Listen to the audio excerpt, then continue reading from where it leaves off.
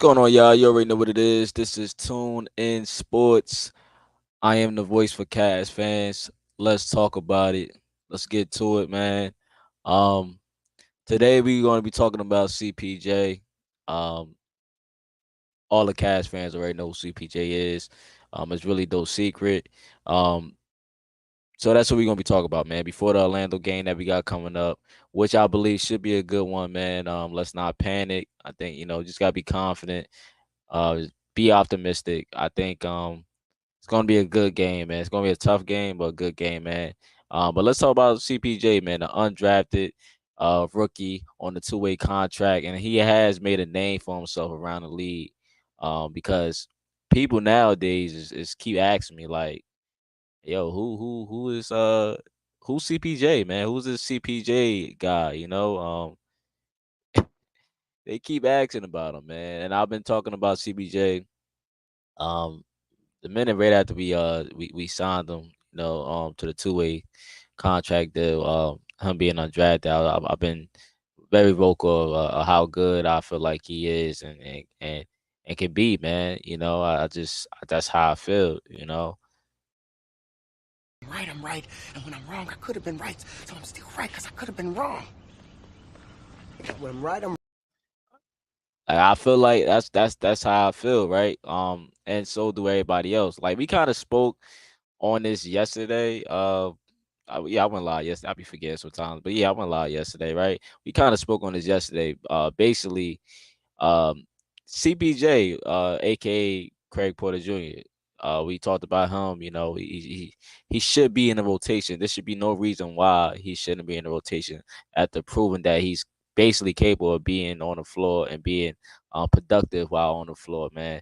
Now, it's some questions to JB, madness sometimes, but at the end of the day, I still support JB. Despite how the fans feel about JB Bickerstaff, that's my coach. I still support him, man. Now I get we have like a lot of guards, you can say, if you want to look at it like that, which is not a bad thing, but like some people will probably say like there'd be like A and B should be ahead of C, and D should even be, considered because A and B and then C, how that work. So like you cannot play everyone. That's why, that's the purpose of having like training camp, figuring out, the ins and the outs, what's gonna be to come, who's deserving of what, and rotations and all that, sort of things, and more. But you will have your rotation, right? You have the rotation you're gonna run with on most nights, that you believe you should run with, right? Um, and with JB, like we had, well, he sort of do this thing, he did it last season. But he'll do like he had the guy recently. I call it a 7-man rotation. I think he went 9 or 10, whatever. But he ain't played the guys that many minutes. He basically went 7 deep, in my opinion, of how he did it. But he has this, thing, that he would like. He has this thing that he would um, trust certain players, right? That he just, who he gonna roll with, and he have the 7-man, 8-man rotation that he's just gonna rely on, right? And again, everyone obviously can't play, right? But but they can, but they can't in a sense, you know what I mean? So with JB biggest staff, man, like I don't know, man. Like you have guys like Levert, Niang, Isaac Carver, like off the bench. Like those are guys that's gonna come off the bench and give you whatever you're looking for, man. You know what I mean? So it's just like when you think of it in that sense, right? You had the guys off the bench like that. So those guys automatically will see the floor because of needs and the trust factor and the skill, that they provide, right? And I feel like if there are guys on the bench that show like they can play despite the lack of games played overall, being in the NBA and the not even the youth card, like different factors, right? JB guys main 8, right? Main 8 to 9 maybe, but main 8 guys, and sometimes he will run to that 9-man rotation where you might see guys like Double T, come in and give you that extra boost. I say that spark. You know what I mean? You had guys like that come in. That's based off what we need at the moment when Double T would come in. So like with me, hold up. So let me play this quick audio right from the Chase Down pod right where I was voicing my opinion on our guys you know might get burnt out. Let me play this quick audio real quick.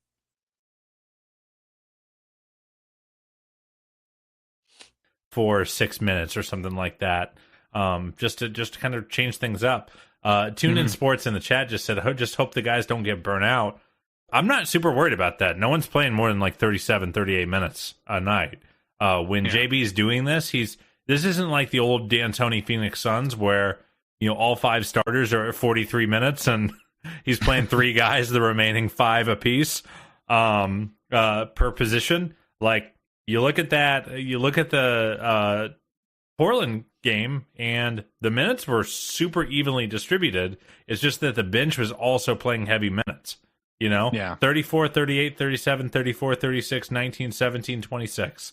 Like, you're just not playing any guys 8 minutes or 10 minutes in this 8-man rotation. So, like, I'm not terribly worried about burnout right now. Like, none of these guys are playing so many minutes that I'm like, they're going to start wearing down. But I mean, it's a worthy concern. I'm just not super keyed in on it because it's not like guys are consistently crossing 40. I feel like even less so this season than last season. Yeah, I definitely feel like overall, when everyone's been available, the minutes have been really reasonable. Like, we've gone some good wins where, Mobley and Allen are playing 28 minutes, and that was just never possible last year. But I think it's a fair concern, especially for a team that's been dealing with so many soft tissue injuries, right? Like, where it's like, okay, you don't want to wear guys out. I think, obviously against Detroit, it makes some sense because you have 3 days off prior to your next game. For 6 minutes or something like that. Yeah, so shout out to Justin and Carter. Shout out to the Chase Down Pod on the Cab channel. I love tuning in and hearing their insights, since they're a little more closer with the Cavs and they can give more insight most of the time than others, right? So shout out to, Cavs fans around the world, I want to say, man. But like my thing was not just about guys getting burnt out. It wasn't just about that. It wasn't just about guys getting burnt out from like the minutes. And they kind of said what I really was, getting to, alluding to. I think Justin pointed it out. It's the concern, like, as far as like he, the injury thing, man. That's what I look at, right? My thing is that right there, right? That's my concern. That's more my concern is the injuries, we had this season. You can't seem to keep guys on the floor.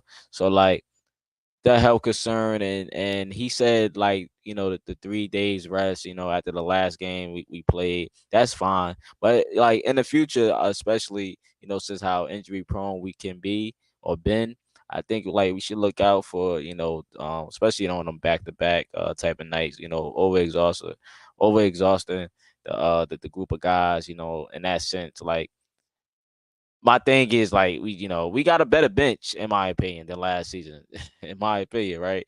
Um, like JB can trust these guys. I feel like not all of them. Hold up, let me let me just be clear. Not all of them, but he could trust these guys, man. Um, like I was just confused about the disrespect. Yeah, I'm gonna say disrespect.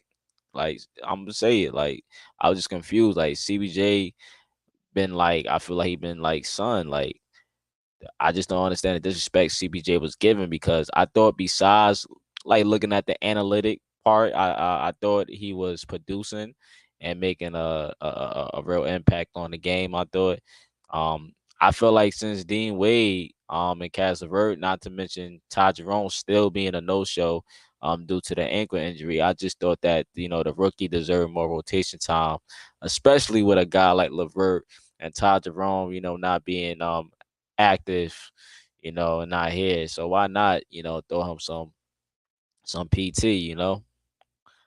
Um, I know DG, he run the point, and you have your time when you might have the guy, your guy Spider, bringing up the ball.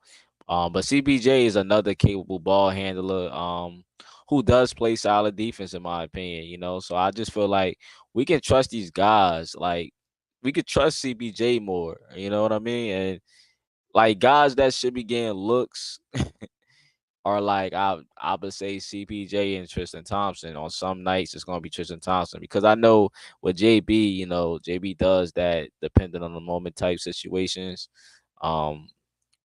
But there should be like a way CPJ can get at least like 8 to 10 minutes. Like that's how I feel right now with JB. But JB treat my boy like Damian Jones, man. He treated him like Damian Jones, who got beat out the rotation, man. By Tristan Thompson. Or I could say he even giving him that Craig, not that Craig, he giving him that Jetty treatment, and that Lamar Stevens treatment, man. But again, I'm cool with JB, and I do trust that he will do what's best. But yeah, CBJ, man, CBJ. I hope to see CBJ in these upcoming games. I know Donovan is basically back to where he is. Levert is a question mark right now. Dean Wade, I believe, was at practice, so I'm just curious to see if he get any rotation time. Let me let's look at some of these highlights, man. By CBJ, man. Like CBJ, like this guy is a baller, man. Let's look at some quick highlights real quick. In about a decade as wow, what a move there by Mobley. He'll find Porter in the corner. Porter fires. That's his first three as an NBAer. In this first half as Porter just swats a Lowry shot, and back he comes. Porter stops and gets the roll. Surprisingly, it's just everything's a surprise with him. Here he is, Porter to the basket. This is no surprise anymore, as we have seen Porter do this time and time again. Which is a no man's land in basketball, but they attack from under there. You'll see Butler do it all the time, and usually with the offense running face at him. On a 19-point lead. Yeah, you can't let people get behind the defense, and that's what they do. I've talked about that. They usually go with a dribble, but you got to notice where people are at. Good pass. That's the type of shot you want. Cavs last night went for 68 points in the paint in Philadelphia. Just 22 in the first half here as Porter tracks down Robinson and makes the rejection. Mobley off to Porter, who runs the floor. How about that? Porter works on Jaquez. Merrill's open. Encouraged by this Cavs team. Got to keep playing hard tonight, though. Keep working through it. Learn what you can learn. You'll face this team again.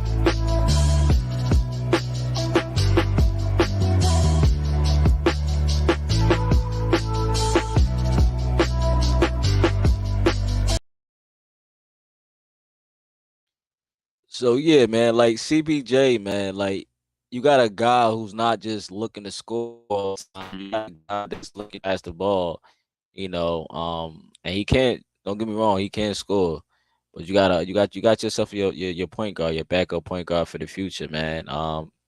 Since we have all these guys, but you definitely have your backup point guard for the future, and I just thought that Craig Porter Jr. was just doing his thing, man. I just thought that even the game against Philadelphia, man, he showed that he's not afraid of the moment, man. He's not folding under pressure.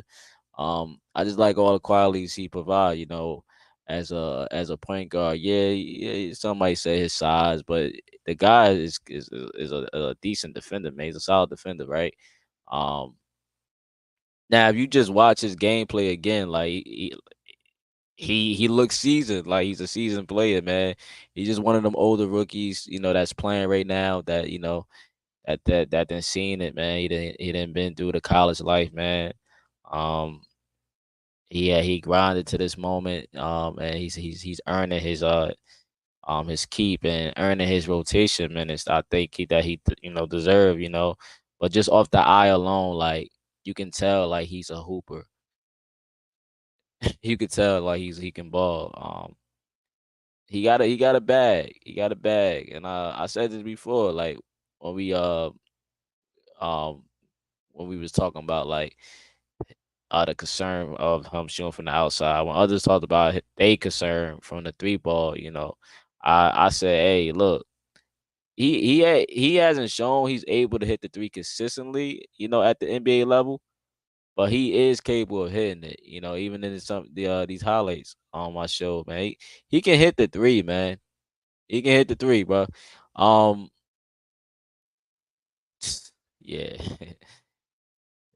No, I'm just looking at the him challenging B, man. That was dope, man. Dope, dope. And he been a part of us winning them games previously, man. But man, man, yeah, he's gonna be special, man. Now he's capable of hitting the three. He's not like Rondo, who with the Cavs he was hitting threes, by the way. Rondo, shout out to Rondo, man. Look, his stay was very short. I did wish we could bring Rondo back because I like Rondo as a player. Um, Rondo was hitting threes for the Cavs, but he's not like Ben Simmons. He's going to at least attempt it, right? And if you let's say you take the three away, right? He got a solid mid range game he can actually go to. Um, and again, I think he did like he played well against Philly, man. That was a good game, a good win for us too. I thought he played well against teams like Philly, which was a big game without our best player, Donovan Mitchell, and other key guys who were out the lineup as well.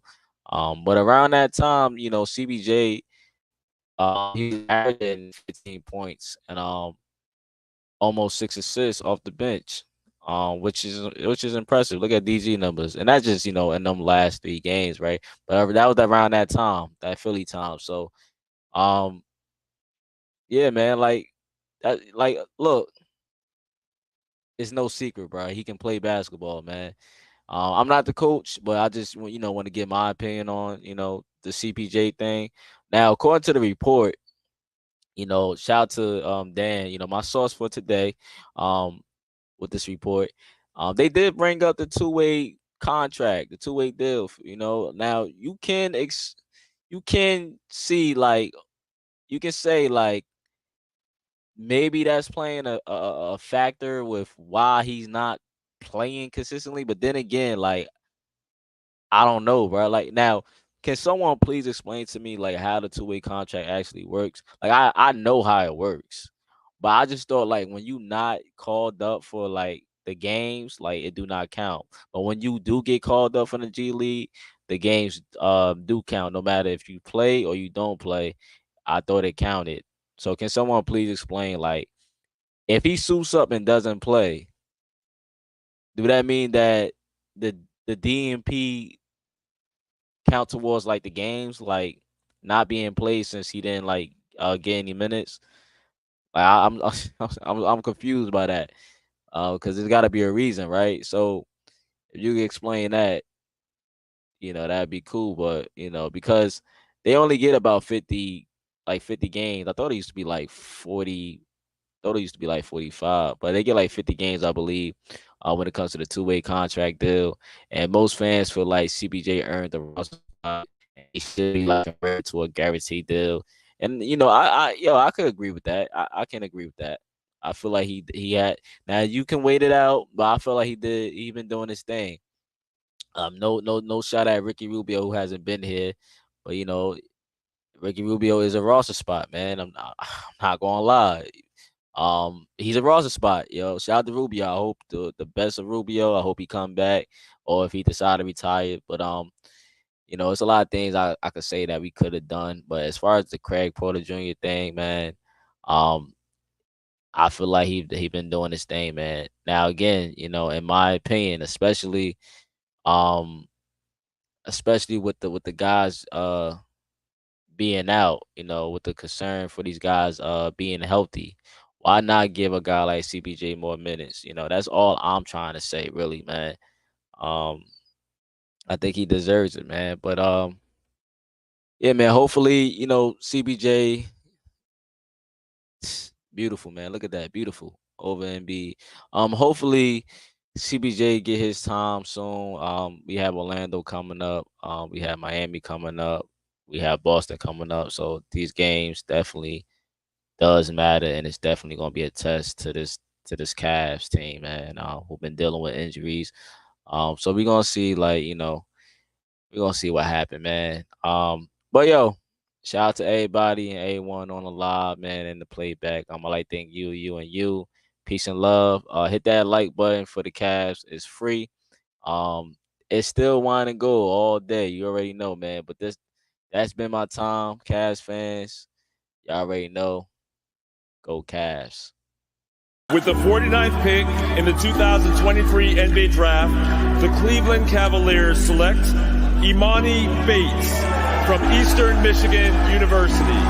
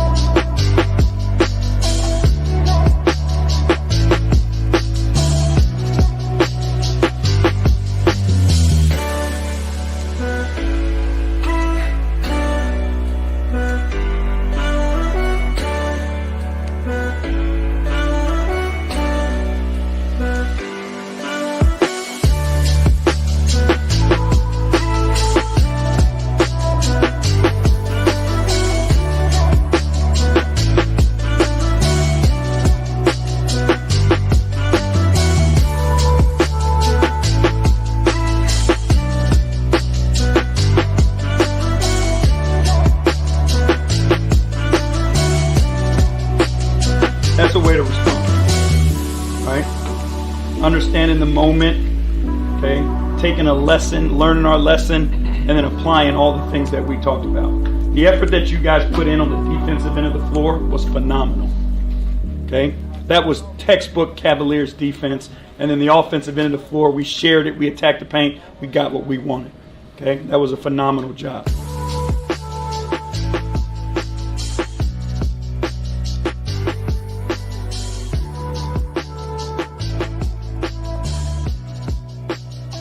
Congratulations to this group, okay, for achieving something as a unit that we've never done before, okay? But we ain't done yet. All right, let's go.